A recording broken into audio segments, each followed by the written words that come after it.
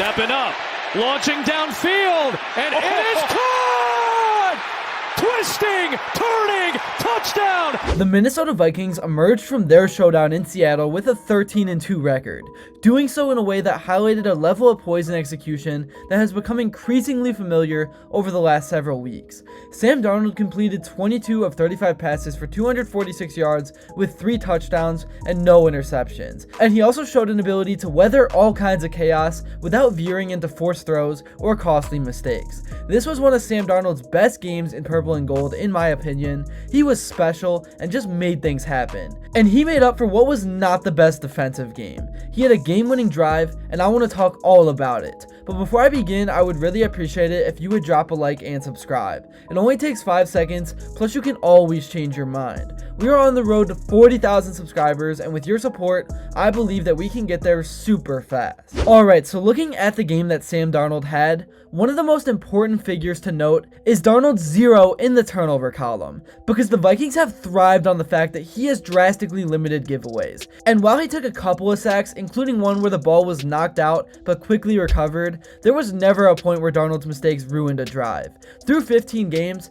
he has posted one of the league's better touchdown to interception ratios, thanks in part to better mechanics, wiser decision making, and a very strong relationship with head coach Kevin O'Connell. And that chemistry was tested to its fullest extent in the final minutes, when a headset malfunction forced Darnold to improvise while trailing 24-10, with about 4 minutes to play. Instead of burning a very important timeout, Darnold and the rest of the offense simply shifted to a backup communication strategy, relying on quick hand signals, and they executed a series of plays that accumulated in what became the go-ahead score. It really was beautiful to watch. The numbers behind the final drive reflect a quarterback operating with total command. He went 4 for 5, gained 49 yards through the air, picked up a crucial scramble for an additional 6 yards, and capitalized on a face mask that moved the Vikings into the red zone. Even before that penalty, he had managed to keep the Seattle pass rush off balance by mixing checkdowns, short completions over the middle, and the occasional shot downfield. Although the Vikings' run game was not especially productive from a total yards standpoint,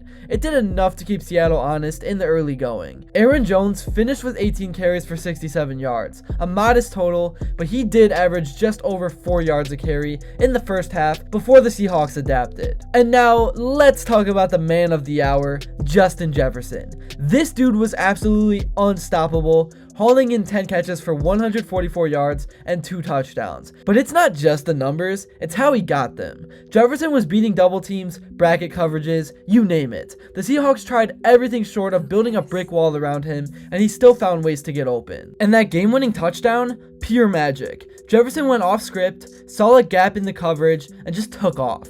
Darnold, with that sixth sense that all great QBs have, spotted him and delivered an absolute dime. 39 yards later, Vikings lead, game over. That's the kind of chemistry you can't teach. It's built through countless hours of practice and an almost telepathic connection between a QB and receiver. And let's not forget about the unsung heroes on offense. Jordan Addison chipped in with 5 catches for 35 yards and a touchdown. Guys like Ham and Naylor didn't light up the stat sheet, but they made just enough plays to keep Seattle's defense honest, to stop them from completely selling out to stop Jefferson. On the defensive side of the ball, it wasn't always pretty, but they got the job done when it counted. Geno Smith had himself a day, going 31 of 43 for 314 yards and 3 touchdowns. But those 2 interceptions, absolute game changers. Dallas Turner, who's been stepping up big lately, snagged one of those 2 picks. This guy's been making plays left and right over the last month or so. And how about Theo Jackson coming up clutch with that game-sealing interception? Talk about right place, right time.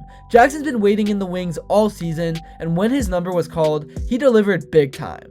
That's the kind of depth that championship teams have. Now, let's address the elephant in the room, the run game, or lack thereof. It wasn't pretty by any means. Aaron Jones managed 67 yards and 18 carries, which looks okay on paper, but most of that came early. As the game wore on, Seattle started stacking the box, and the holes just weren't there. The Vikings tried mixing in Cam Akers a bit, but it never really got going. This is where we've got to give props to the offensive line. They may have not been opening up highways in the run game, but they were giving Darnold time to work his magic in the passing game. Since they benched Ed Ingram, Darnold's had that extra second or two to make his reads and find the open man. It hasn't been perfect, but it's a heck of a lot better than it was early in the season. And back to the defense for a second, They were far from perfect, giving up 361 total yards and 3 touchdowns, but you know what? They made plays when it mattered most. Andrew Van Ginkel was a man possessed, racking up multiple sacks and causing havoc in the Seattle backfield all day long. This guy's really having a career year, and it couldn't have come at a better time for the Vikes. We've got to shout out the special teams unit too. Will the Thrill nailing that 52-yarder and not missing on any kicks? That's clutch. And how about Ryan White pinning Seattle deep with that punt late in the game? These are the kind of plays that don't make the highlight reels, but can be the difference between winning and losing. Now let's zoom out and look at the big picture. The Vikings are sitting pretty at 13-2. That's not a typo or a misread.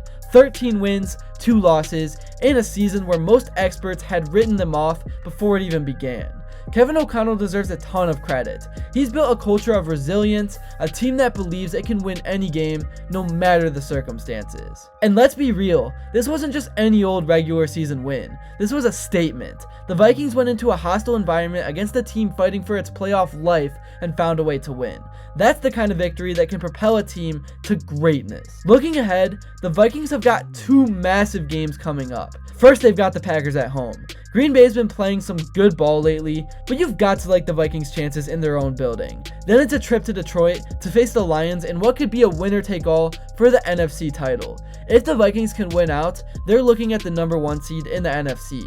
That means a first-round bye and home field advantage throughout the playoffs in a conference where every team has shown some vulnerabilities. That could be the edge that punches Minnesota's ticket to the Super Bowl, but we will have to wait to find out. But yeah, it's crazy to think about, right? The Vikings, who are supposed to be rebuilding or retooling or whatever you want to call it, are 2 wins away from being the top dogs in the NFC.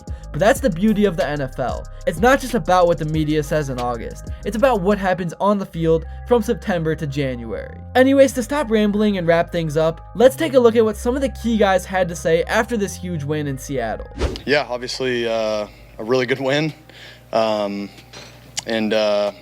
feel like that second half, it was kind of up and down the way that we were, kind of stalled on a couple drives, a couple 3-and-outs, I think. But our defense, man, I feel like our defense played really well today.